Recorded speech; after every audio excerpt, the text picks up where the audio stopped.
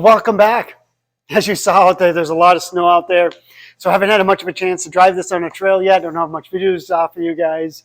So I'll have to wait until the snow melts and I get some trail time in. I'll probably post some video shorts of this thing running on the trail. So hit the subscribe button if you want to see that in your feed. So let's see if I overthink it. Start with a take a look back of what I've done since the last video, part 2, and then we'll take a closer look. All right, it's time to install the BMS. I had the BMS in a 3D printed case. I use this on my other quad, the white version. The main wires come out here. This will be sealed up with RTV automotive grade, kind of like a gasket RTV maker. This then mounts underneath. It's curved to match the bottom. These two bolts go from the inside and then on through. This is just a window for heat.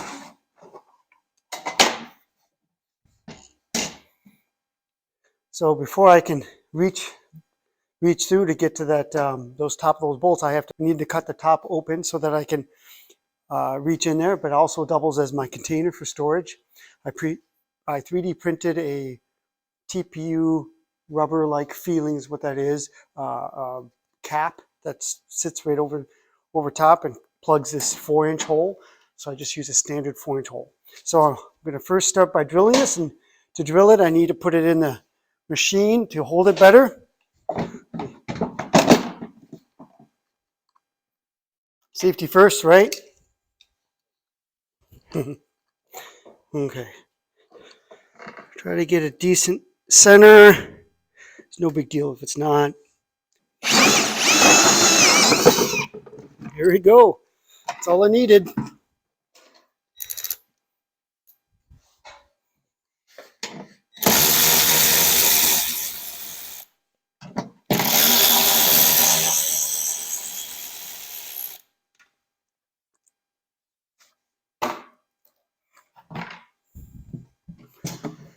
Here we have the hole. I guess the first thing I have to do is, in the bottom of this design, I have a hex mate. So it's kind of like a hex nut holder, if you will. It needs to be sunk in there to reach here. So let's first pull that in.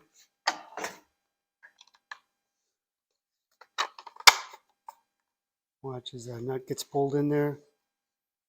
Makes it easier to install.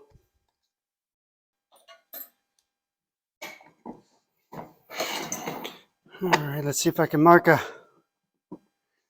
spot to drill.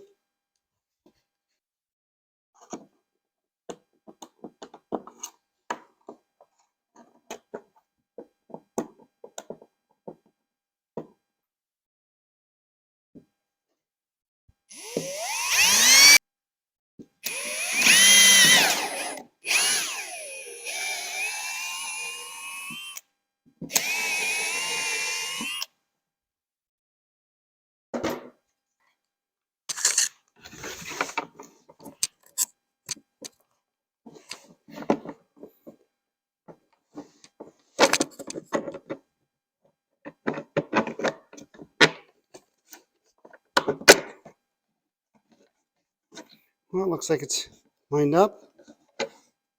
There we have it. This thing gets placed in.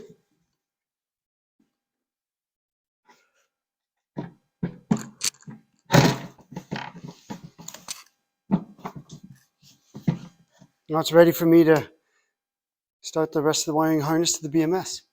Here's a quick look of the wiring before I wrap it up with the wire loom and fabric tape. That's just to prevent abrasion, cuts, and that kind of thing. Very typical as you look at any ATVs. So everything's water sealed. I use water sealed type connectors, except for this is an OEM for this DC-DC. I just kept that to be the same because if this fails, I just like to plug it in. Otherwise, the other connectors I use are wire sealed type connectors, higher quality connectors. But if it's something that I buy, like this one leads up here to the controls, if I want to swap it out, I can just plug it in. Then coming down From here, we just got a bundle of, I don't know, 7 or 8 wires or so. It's not too bad. So, again, we cover it up, and then leads back to the controller where I have a custom 3D printed right angle strain relief dust cover. I'll put a link in the description about this one. If you use the default for the Sevcon, which also the Hyper 9 control uses the same connector as well, so those of you that have those, this might be useful. If this was using the default, it'd be higher, and then the seat would not clear it. So this is pretty handy. I use a pre-wired purchased connector. These do get cumbersome to try to get all these lined up. Takes experience. Yes, it can be done, but it's easier just to crimp onto the end of the wires you want, and that way you have wires in the future available. I just use some liquid tape, electrical tape on the end of that, and then I bundle it up so they won't short. And yeah, it's working out really well. Motor connection down here, brake line down there, brake light up here. And then as we go around, here we go, see that? As we go around the other side, you can get a better look of the main power lines and the charge line coming down. This is a charger I'll be using. I use these for all my builds. This a common Asian brand charger. I like this charger because it's a 3 kilowatt on 240.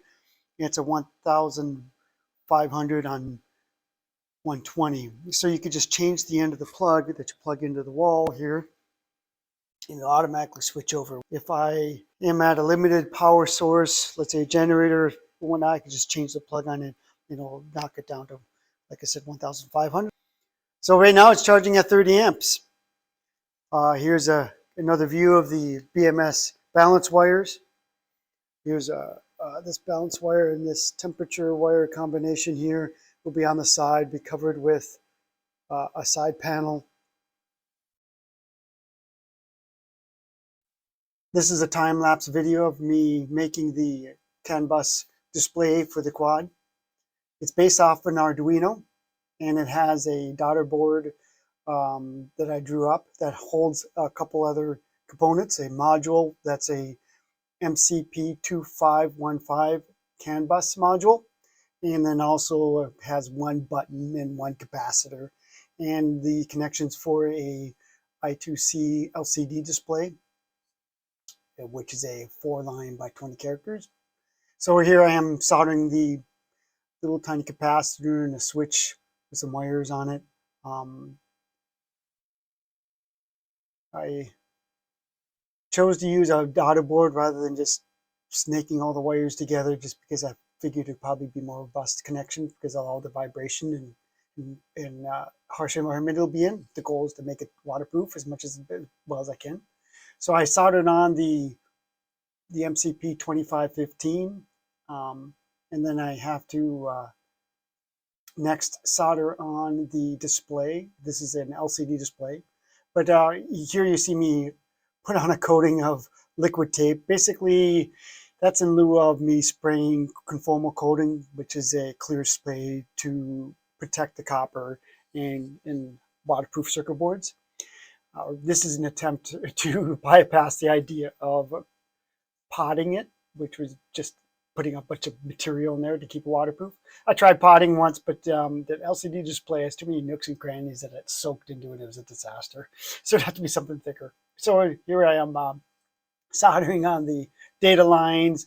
I use some hot glue to prevent vibration from harming some of the connections on the daughter boards, keep it from flopping too much. So I've powered up the display. I already have the code loaded on it. Checking everything, and then I put another coating of waterproofing, if you will. I laugh because it's just an attempt. It's not a great waterproofing method by no means. I guess I should mention that I chose an LCD display rather than some color display because I needed to be daylight readable, meaning the issue with color displays when you're in the direct sunlight, it's not enough of brightness to overcome the brightness of the sky, if you will. So with an LCD display, it uses the reflection of the light around you to go through that monochrome kind of display. It's a proven method. That's why you see them all the time. The backlight is always on when it's turned on. Helps it just simplify the whole circuit. That's a 3D printed case that I have it in there. And as you can imagine, that circuit board could be in a dash mount. It could be in my side-by-side as a round speedometer type size of a display holder. A lot of different applications that could be applied to. I have another company that contacted me about making a debug unit for some controllers that they have because they like the setup. So I just custom write a software to display any CAN bus messages. Has with the one button, I could have more buttons to interface with it. But in theory too, you could have it right as well to change settings. But yeah, I'm putting the back on right now to kind of finish the ceiling up. And every once in a while, you see me lift it behind the shelf there. And what I'm doing is I'm just using that fan to help cool off the hot glue quicker so I can continue with the build. So I don't think there's any other information here. So next, I'm going to move on to installing it on the quad. So we'll go ahead and switch over that video now here.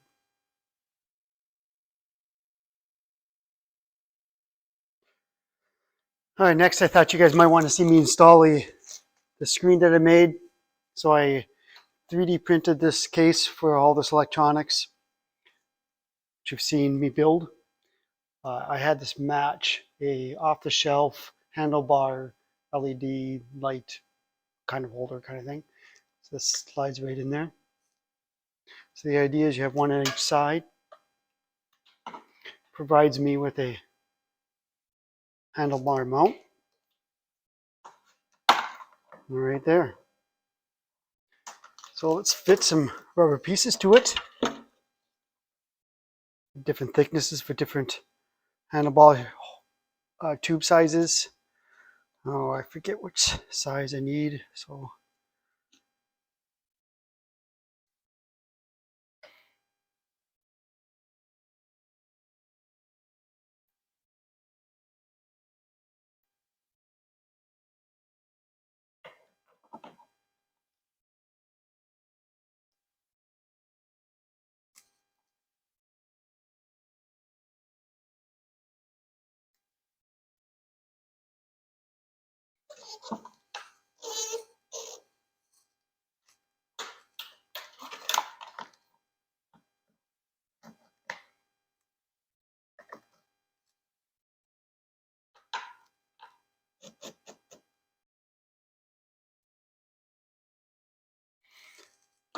there you have it. Now it's ready to wire.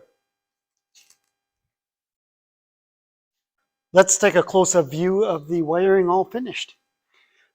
So there's the fabric tape I was talking about that helps prevent abrasion. I snuck it in between some frame rails and routed it through. Notice that this controller is bigger. This is a 550 amp version of Sevcon. Here is what you might have seen prior. This was a 350 amp version. I bought it used. It turns out the reason why it was used is it had some problems with it. So I went out and I have a new one.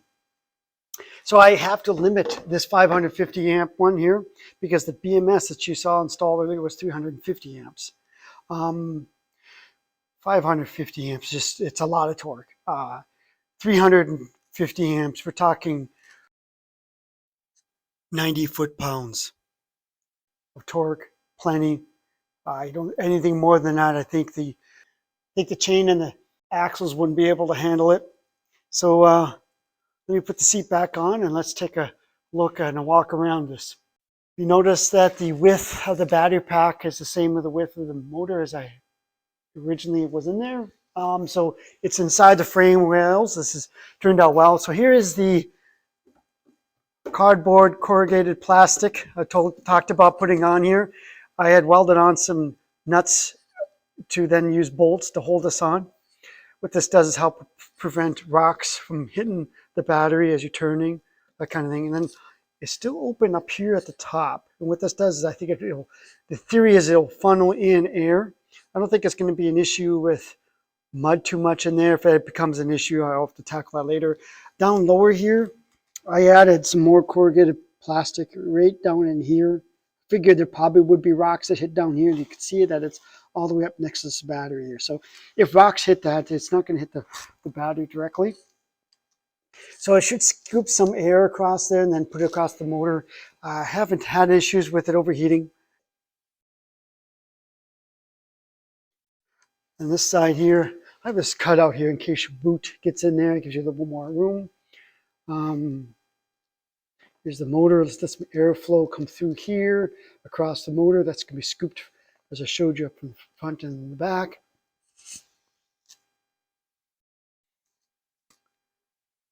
Yeah, there it is.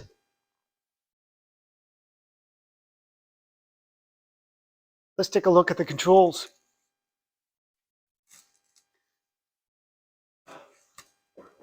We have here a key switch. Turn that on. Powers it up. Now it's ready to go. So let's take a look at the display here up close up. Notice here we got miles per hour. We got RPM. We have M21 degrees C. That's the motor degrees C. I could convert it to Fahrenheit, but all the motor power temperature ratings I have are, the tables are in C, so I just kept in C. 85% is the battery estimator.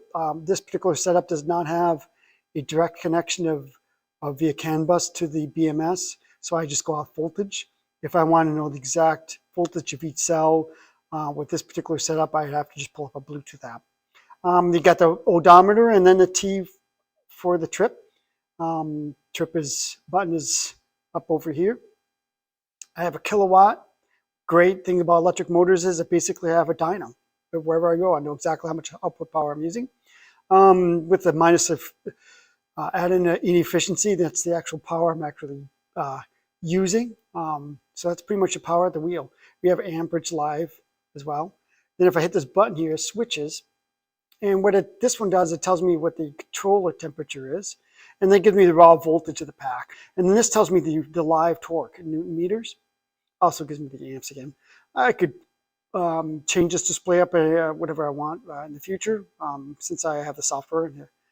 So now that we're ready to go here, what we can do is take a look at the left controller. This is the same as my other white quad. It's already in forward.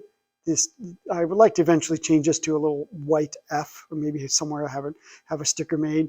This is center is neutral, and then back here's for reverse. So as I push it to the forward direction with the thumb, it kind of gives me a reminder that this is forward. Switch is repurposed for headlights. Click it on, it turns on the headlights, and then you have high beam and low beam. And this one has a horn. Yep, some states require it. So that's why I added that. So over here on the right side, we have emergency kill. I was thinking about putting this into a tether. I might do that later on for my son.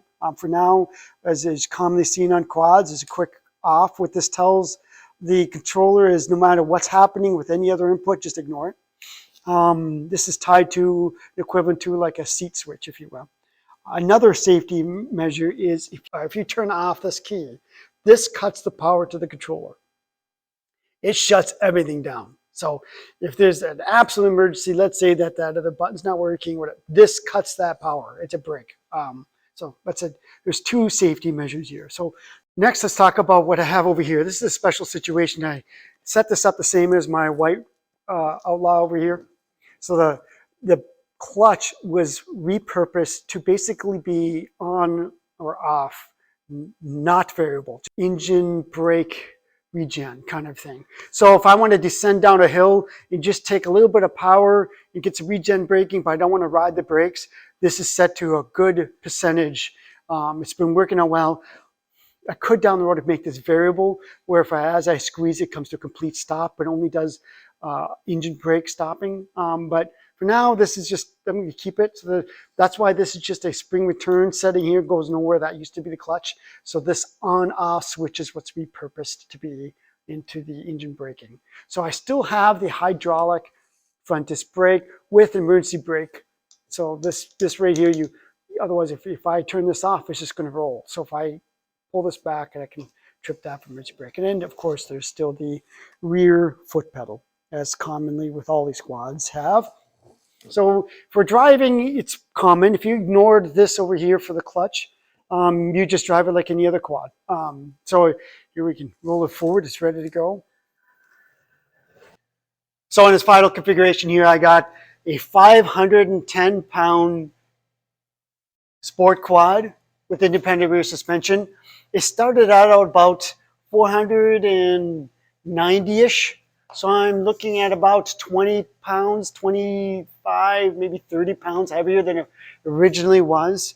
So I'm very happy with the weight of it. It feels right. This one here is better weight balance than my white one back there. That one has a little bit more front heavy, as you can tell by the size of the pack, all what's pushed forward. This with the pack is up higher and up a little bit, so I was able to get that center of gravity back a little bit. So that worked out really well. Ended up being the same weight with the 18650 11 kilowatt hour pack. I have here with the Prismatic 116 amp hour great big square cells, which you saw in my last video. So this is also 11 plus kilowatt hour pack. It looks like this should give me about 55 miles of range, a good 4 or 5 hours of driving, of hard driving, probably trail riding 6 or 8 hours, that kind of thing. Because usually in trail riding, your average speed is less, probably about, I've done a lot of trail riding and very few people like to admit it, but when you trail ride, the average speed is really only about 15, 20 miles an hour. You may go fast and then slow, but if you average it all out in the day, it's only about 15, 20. But if you're hitting it hard in a sand dune or a terrain park, that's something different. So there's plenty of power for me to tire me out on a ride. So more on that, like I said, I'll throw some shorts up maybe later on just for fun. I realized that maybe I should have a series of videos that I call Overthunk It. So let's get started with my first one. So what else? Let's geek out a little bit about the motor that I used. The Montenergy ME1507 is what I used on this particular build. The other two builds I have the Zero motor. They have a 75-7 series right there that they still use today in the motorcycles. And it's also a 01 in the side-by-side. Those two are a 75 horsepower peak, a Toyota motor. They've got some upgrades to the ME1507. The outside of them look the same. It was based off the Montenergy. I believe there was some kind of collaboration there at the beginning, but they just now Zero has gone their own way and produced their own motors. My understanding is, could be wrong. So you can buy the ME1507 new. But you can't get the Zeros. You have to go salvage them like I did out of a wrecked motorcycle.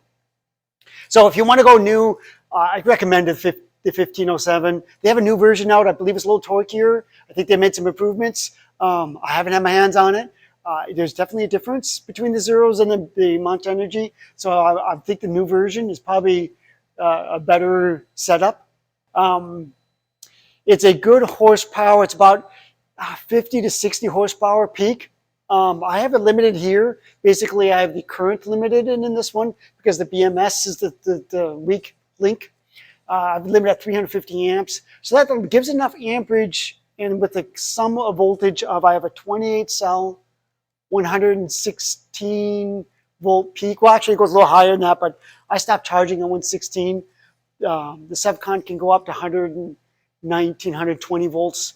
That way I can keep the regen on even when it's fully charged, so the user doesn't have an unexpected regen feel when it's new. Those of you who have Teslas out there like I do, when you have a full pack, it drives completely different because it turns off regen. It's actually kind of scary.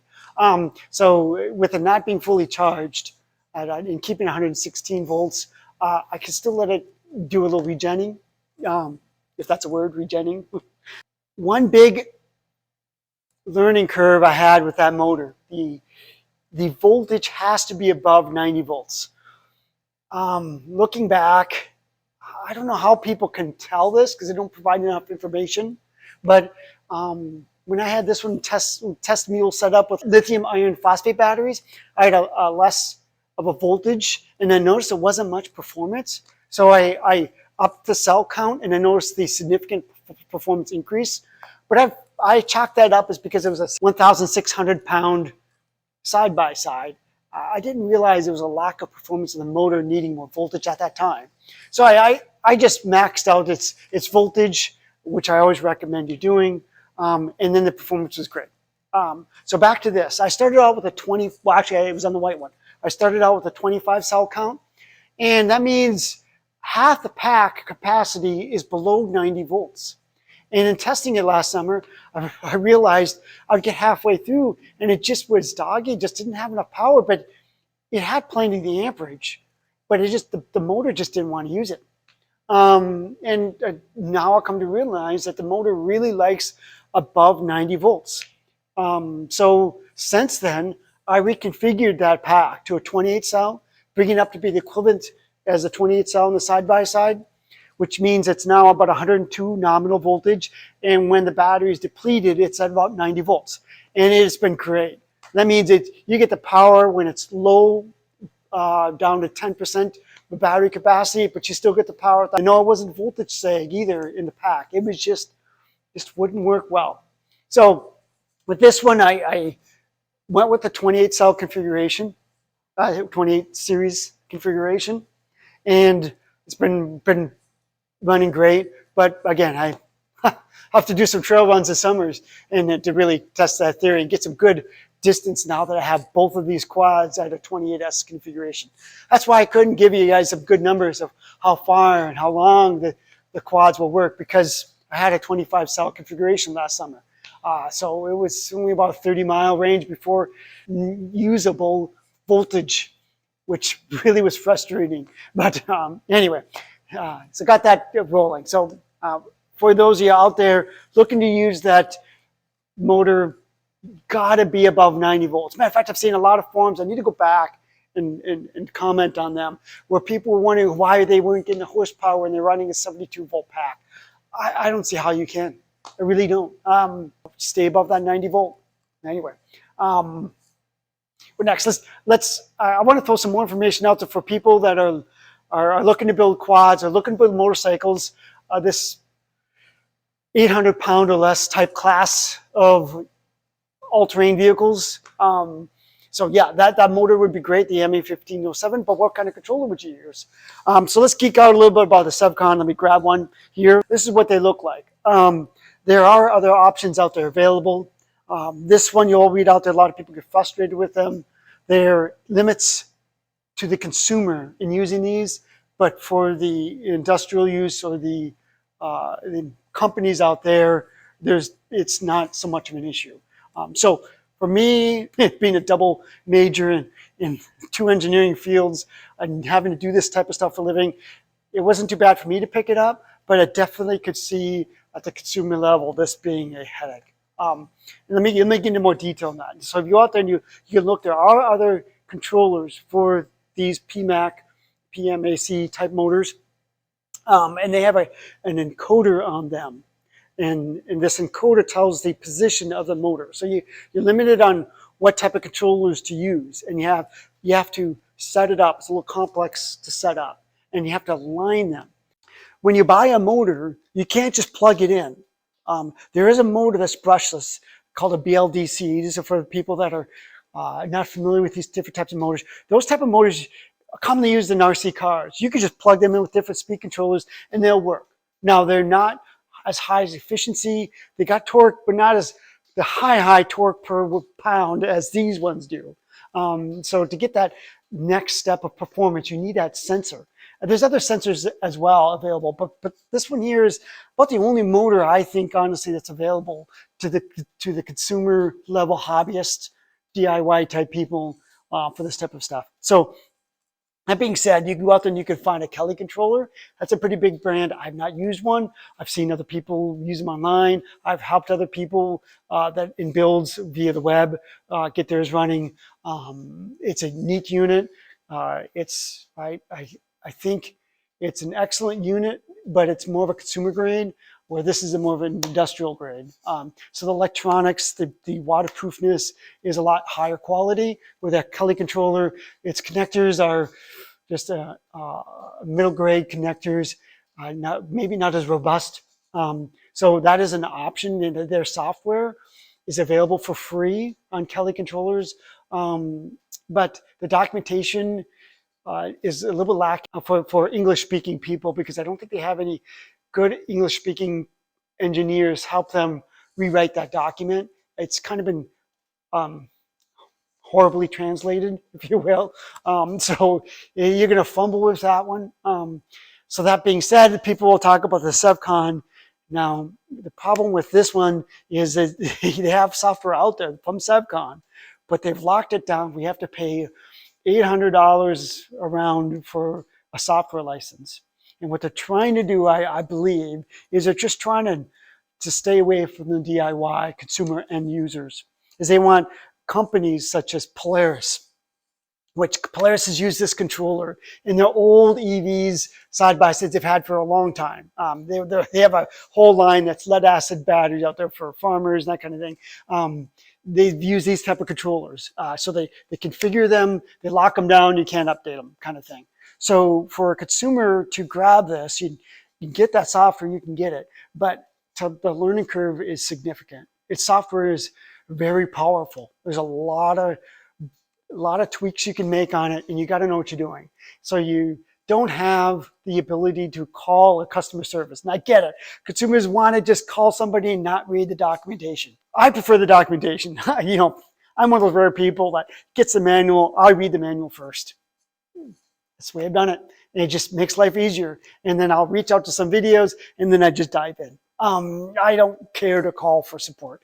I prefer maybe an email, but I'd rather just get it done. So the problem with the consumer world, the DIY people, they don't want to read the manual. They want to talk to somebody and fix it. And you can't get the support over the phone.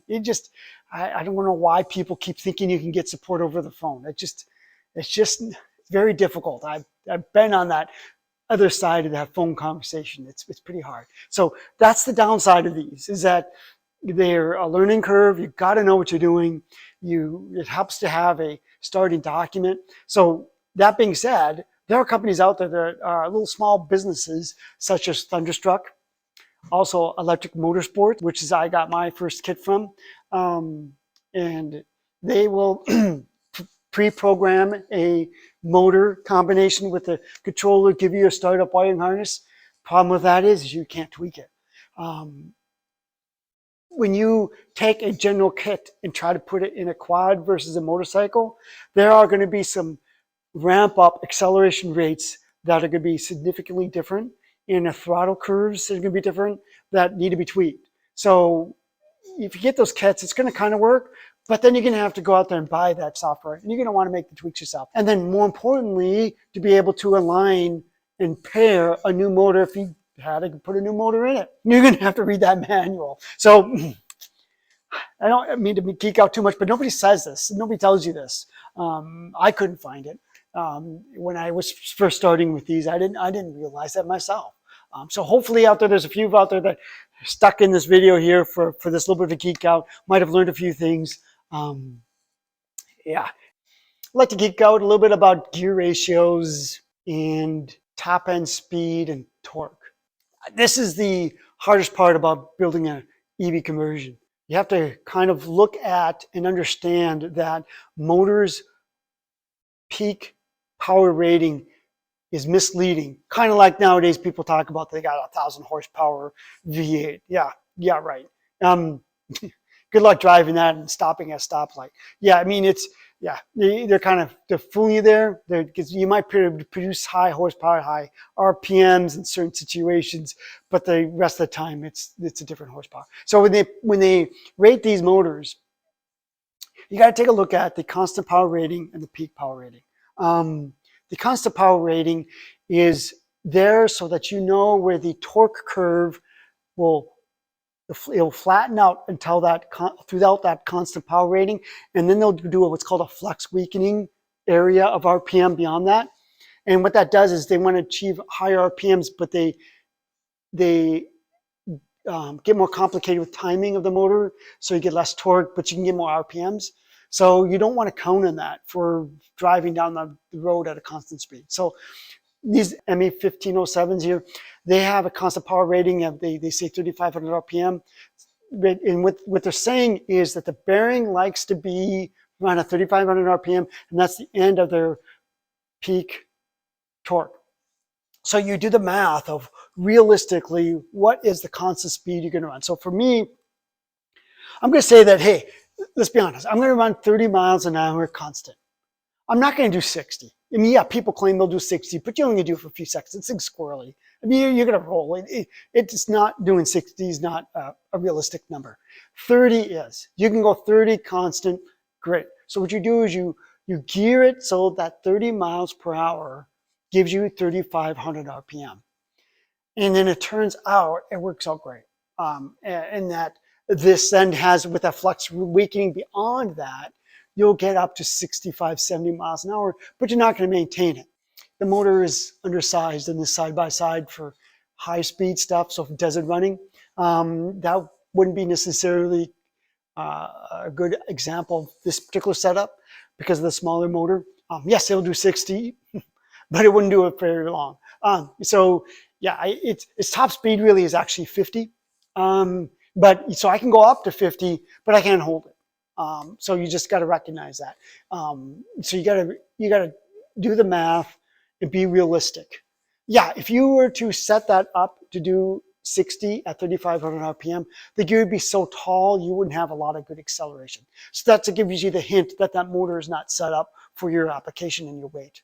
So with this weight class, turns out this motor has plenty of power. Do some math, look at the size of the tire, and set that up. And it's key. I learned the hard way. If you look back at my videos of my first build of a kid squad, I tried to put this little 3,000 watt motor, which in theory should have ran just fine, but it didn't because I didn't have a gearbox on it. And then I figured that out, and after I put the gearbox in, it wasn't great after 30 miles. It was a great little motor, but the gearing was the key, totally key. 2 speeds is great for like side-by-side. That low speed, and that I inadvertently stumbled across that. I kept the original transmission. Didn't think I'd ever use the low speed anyway, but I kept it. Turns out it works awesome for plowing. It works awesome for work. It works awesome for crawling. If I really want more grip on a real difficult crawl, that low is just awesome. So yeah, it would be fun to have a 2-speed that I could shift on the fly.